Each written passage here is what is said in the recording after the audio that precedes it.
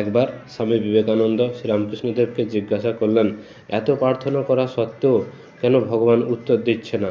কেন আমাদের দুঃখ কষ্ট দূর করছেন না? কেন ভালো মানুষেরা সবসময় কষ্টে থাকে আর খারাপ মানুষেরা আনন্দে থাকে? তাহলে ভগবান কি আমাদের ডাক শুনতে পাচ্ছেন না, নাকি আমাদের প্রার্থনা ভগবানের কাছে পৌঁছায় না? এর উত্তরে শ্রীরামকৃষ্ণদেব যা বললেন তা এই ভিডিওর মধ্যে সুন্দরভাবে বোঝানো হয়েছে। স্বামীজি হতাশ হয়ে শ্রীরামকৃষ্ণদেবের কাছে এসে জিজ্ঞেস করছেন, গুরুজি, আমি আমার জীবন সম্পর্কে কিছু প্রশ্ন করছি। প্রথমে বললেন, গুরুজি, আমি অবসর সময় খুঁজে পাচ্ছি না, জীবন আমার পক্ষে কঠিন হয়ে উঠেছে। শ্রীরামকৃষ্ণদেব এর উত্তরে বললেন, কাজ তোমাকে ব্যস্ত করবে, কিন্তু সৃজনশীলতা তোমাকে অবসর দেবে। এবার স্বামী বিবেকানন্দ প্রশ্ন করলেন, জীবন কেন এত জটিল? শ্রীরামকৃষ্ণদেব এর উত্তরে বললেন, জীবনের বিশ্লেষণ করা বন্ধ করো, এটা জীবনকে আরও জটিল করে তোলে। এবার স্বামীজি বললেন, আমরা কেন এত অসুখী? উত্তরে শ্রীরামকৃষ্ণদেব বললেন, উদ্বেগ তোমার অভ্যাসে পরিণত হয়েছে, তাই তোমরা অসুখী। পরের প্রশ্ন স্বামীজি করলেন, কেন ভালো মানুষেরা এত কষ্ট পায়?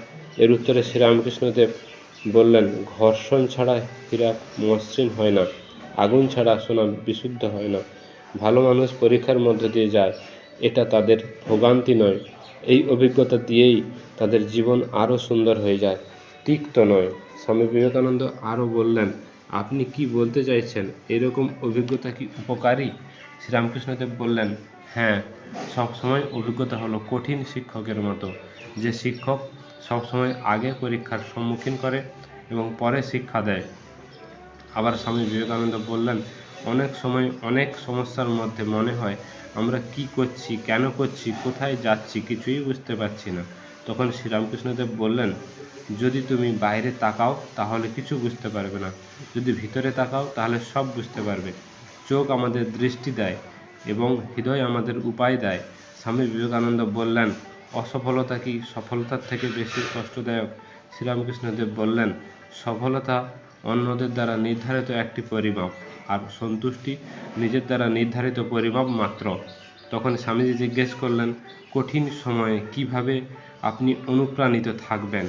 উত্তরে শ্রীরামকৃষ্ণদেব বললেন, সর্বদা তুমি কত দূর যেতে পেরেছো তা দেখো, তুমি কত দূর যেতে পারোনি তার হিসেব করো না। সর্বদা দেখবে তোমাকে কারা ভালোবাসে, কারা ভালোবাসে না তার খবর হিসাব করতে যেও না। এবার স্বামী বিবেকানন্দ প্রশ্ন করলেন, আচ্ছা গুরুদেব, মানুষ সম্পর্কে কি অবাক লাগে? তখন শ্রীরামকৃষ্ণদেব বললেন, মানুষ যখন কষ্ট পায় তখন তারা অভিযোগ করে যে এই কষ্ট কেন আমাকে দেওয়া হলো, কিন্তু যখন তারা সফল পায় তখন তারা অভিযোগ করে না যে এই সফলতা কেন আমাকেই দেওয়া হলো। স্বামী বিবেকানন্দ বললেন, জীবন থেকে সেরাটা পেতে পারি। তখন রামকৃষ্ণদেব বললেন, তোমার জীবনের অতীতকে ছাড়াই মেনে নাও, আস্থার সঙ্গে তোমার বর্তমানকে পরিচালনা করো, ভয় ছাড়াই ভবিষ্যতের জন্য প্রস্তুত হও। এবার স্বামী বিবেকানন্দ অত্যন্ত গুরুত্বপূর্ণ একটা প্রশ্ন করলেন যে আমার প্রার্থনার উত্তর কেন দেওয়া হয় না? এর উত্তরে শ্রীরামকৃষ্ণদেব বললেন, সব প্রার্থনারই উত্তর দেওয়া হয় এবং ভয় ছেড়ে দাও।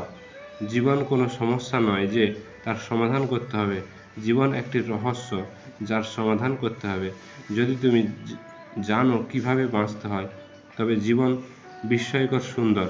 পৃথিবী কত সুন্দর সেটা তোমাকে যে কেউ বোঝাতে পারবে, কিন্তু এর মধ্যে খুব কম মানুষ বোঝাতে পারবে যে তুমি পৃথিবীতে কত সুন্দর।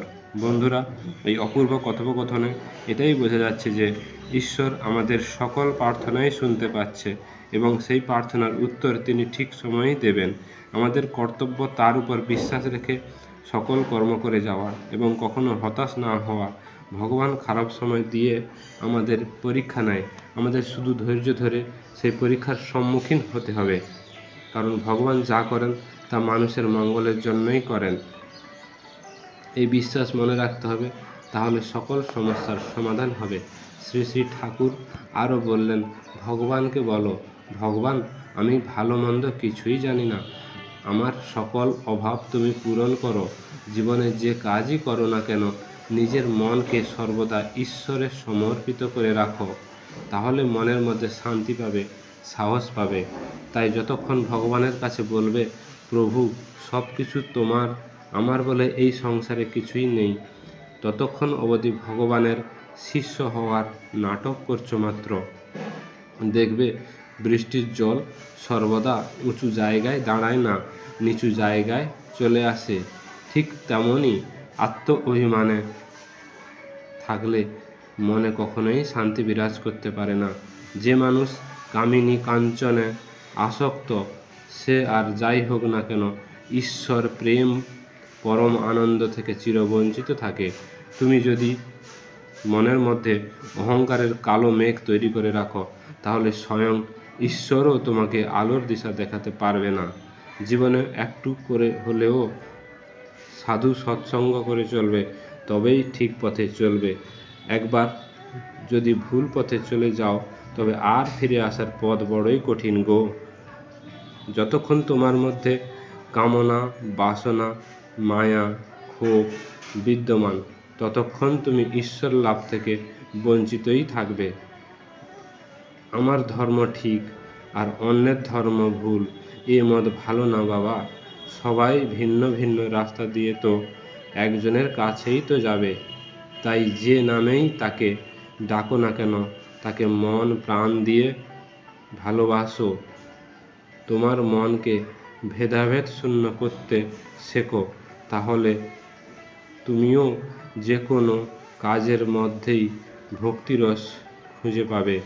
তোমার জীবনের লক্ষ্য শুধু উপার্জন করা নয়, জীবনের লক্ষ্য হলো পরমেশ্বর সেবা ও মনে শান্তি লাভ। সংসারের ভোগ বাসনা কয়েকদিনের জন্য আনন্দ দিলেও কোনোদিনের জন্য শান্তি ও সন্তুষ্টি এনে দিতে পারবে না। জীবনে শান্তি পেতে মনের ময়লাগুলি ঝেড়ে ফেলতে হবে।